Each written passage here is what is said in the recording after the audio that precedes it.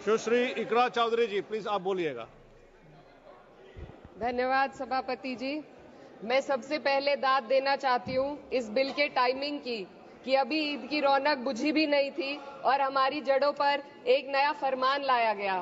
पहले उत्तर प्रदेश में मुसलमानों को नमाज पढ़ने पर रोक लगाई और फिर सौगात में ये बिल लाया गया।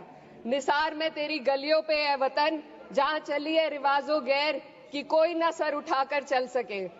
मैं सभापति जी आपको ये बताना चाहती हूँ कि ईद के मौके पर एक विधवा महिला अपनी लड़की के साथ मेरे पास आई और उसने बताया कि वह एक वक्फ की प्रॉपर्टी में रहती है, वही उसके सर पर छत का काम भी करती है और उसकी रोजी रोटी भी वहीं से आती है।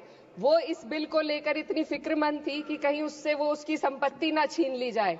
वो अकेली एक ऐसी महिला नहीं है, ऐसे लाखों लोग हैं जो वक्फ की गरीब महिलाएं जो वक्फ की संपत्ति से अपना रोजगार चला रहे हैं।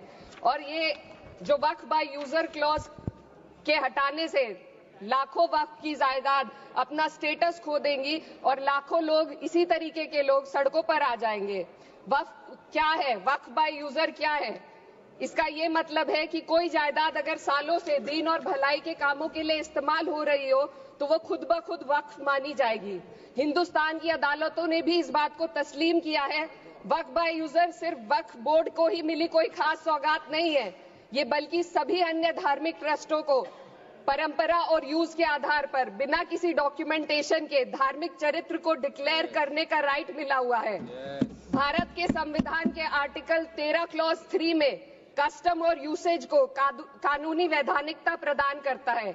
इसी आर्टिकल से वक्फ बाय यूजर भी निकला गया है। इस बिल के कानून बनने पर वक्फ बोर्ड तो इस प्रोविजन से हाथ धो बैठेगा, लेकिन अन्य धार्मिक ट्रस्टों को यह सुविधा जारी रहेगी। इससे भारतीय संविधान के आर्टिकल 14 और 15 का सीधा उल्लंघन है, जो धर्म और जाति के आधार पर भेदभाव और कानून के सामने सभी की बराबरी पर जोर देता है। मैं इसके साथ ये भी कहना चाहती हूँ कि सत्ता के लोग जो एक दूसरे की पीठ थपथपा रहे हैं कि वक्फ बाय यूजर का जो अमेंडमेंट इन्होंने दिया उसको एक्सेप्ट कर लिया गया है, लेकिन इनकी शरारत यह है कि उसके साथ ही एक ऐसा प्रोवाइजो इसमें शामिल किया गया जिसके आधार पर यह कहा गया है कि अगर कोई भी वक्फ की संपत्ति विवादित हो तो वो अपना वक्फ स्टेटस खो देगी। तो जो अमेंडमेंट इन्होंने दिया है, जिसको एक्सेप्ट कर लिया गया है, उसका कोई मतलब नहीं है। ये इनकी नीयत है जो साफ जाहिर हो रही है। सोने पर सुहागा एक काम और किया है। सरकार ने वक्फ की कानून के सेक्शन 107 को हटाकर लिमिटेशन एक्ट में 12 साल तक ही किसी के खिलाफ अदालत में जाने का प्रोविजन है। सेक्शन 107 में बोर्ड को लिमिटेशन एक्ट से राहत मिली हुई थी। वक्फ बोर्ड कभी भी अवैध कब्जाधारियों के खिलाफ अदालत जा सकता था। अगर ये सेक्शन ना हो तो अवैध कब्जा करने वाले लोग कानूनी प्रक्रिया का फायदा उठाकर वक्फ की प्रॉपर्टी को हड़प सकते हैं। अन्य धार्मिक ट्रस्टों पर भी ये लिमिटेशन एक्ट लागू नहीं होती, तो फिर वक्फ बोर्ड के साथ ये सौतेला रवैया क्यों किया जा रहा है? धर्म को देखकर दोहरी नीति क्यों अपनाई जा रही है? सेक्शन 107 और वक्फ बाय यूजर को अगर एक साथ पढ़ा जाए तो इससे लाखों वक्फ की प्रॉपर्टी पर कब्जा किया जाएगा। इसलिए ये बिल मुसलमान की भलाई का नहीं बल्कि उनके वजूद और विरासत को मिटाने का बिल है। हिंदुस्तान में बहुत सारे धार्मिक ट्रस्ट हैं जिसमें उस खास मजहब के लोग शामिल होते हैं और उसका इंतजाम करते हैं। और ये बात समझ में आने वाली भी है, क्योंकि जो व्यक्ति अपने मजहब के रीति रिवाज को जितना अच्छे से समझ सकता है, किसी अन्य मजहब का व्यक्ति नहीं समझ सकता। आर्टिकल 26 क्लॉज 2 के तहत धार्मिक संप्रदायों को अपने मजहबी इदारों के एडमिनिस्ट्रेशन का हक देता है, लेकिन वक्फ बोर्ड के बारे में इसको उल्टा किया जा रहा है। Sir 2 minute sir please 2 minutes. सरकार इसे एक सेक्युलर बॉडी मान रही है और इसमें गैर मुस्लिमों को शामिल करने की बात कह रही है। आपके मुंह से सेक्युलरिज्म की बात सुनकर अच्छा लगा, लेकिन अगले ही पल ये भ्रम टूट जाता है, क्योंकि आपको सिर्फ दान देने के लिए प्रैक्टिसिंग मुस्लिम का आपने क्लॉज डाला है, लेकिन बोर्ड में बैठने के लिए मुस्लिम होने की कोई आपकी क्लॉज नहीं है। तो इससे आपकी जो दोहरी नीति है वो साफ जाहिर होती है। ये वही सरकार है जिसने राम जन्मभूमि ट्रस्ट में ये लिख दिया कि जिला अधिकारी भी अगर होगा तो हिंदू होना चाहिए। कोई मुझे बताए कि वहां पर सेक्युलरिज्म का रस क्यों नहीं घोला गया?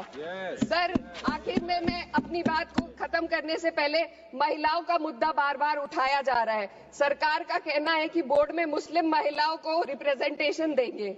इस कानून से पहले भी मुस्लिम महिलाएं बोर्ड में मेंबर रह चुकी हैं और मिनिमम 2 का प्रोविजन था, उससे ज्यादा भी हो सकती थी।